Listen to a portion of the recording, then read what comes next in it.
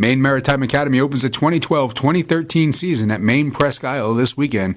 Marinersports.org caught up with Coach Murphy and talked about the strengths and weaknesses for the upcoming season. I think my expectations are guarded optimism. We have a very, very solid core of returning upperclassmen. Our three co-captains, Ben Russell, Andy Ball, and Paul Campbell, can play with any three kids in the conference, but after that we go down fairly quickly in experience. And the big key to our success this season is how long those kids from 4 through 10 in our depth chart, how long it takes them to come up to speed and be able to contribute solidly for us. Coach Murphy's locked in on a starting 5 for the upcoming campaign and expects a heavy dose of contribution from his freshman class. Yeah, we do have a starting 5 set right now. That will be the 3 young men that I just mentioned, Paul Campbell, Ben Russell, and Andy Ball. We'll be starting Sean Silver, sophomore, from Attleboro, Mass. at our center position.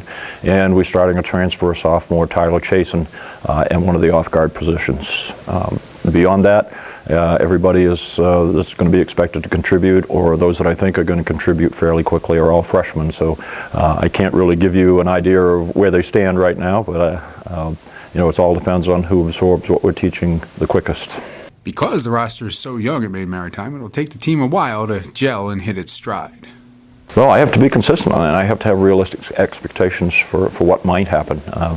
Obviously, if we come out and we're world beaters right away, that probably would surprise me at this point. But like I said, I think our expectations can't be too high. We have to expect that there's going to be some very, very rough spots. We're probably going to play very well at times. It's going to be 3 or 4 minutes of playing well and 3 or 4 minutes of maybe being a little shaky. It's going to take some time for the younger kids to wear off those nerves and start feeling comfortable doing and start thinking the way they should be thinking at this level, as opposed to reverting back to old habits. So the first couple of games, you really say, this is what we've got, this is what we've got to work on, this is where we have to go from here. We can't be discouraged because we've still got 22 games left in our season to get better, and we haven't started our conference season yet. And that's what really counts at this point. Where are we when we start our conference season? If it's still pretty bad 5 or 6 games into the season, then you've got to start worrying and thinking about what adjustments you might have to make that will help them succeed.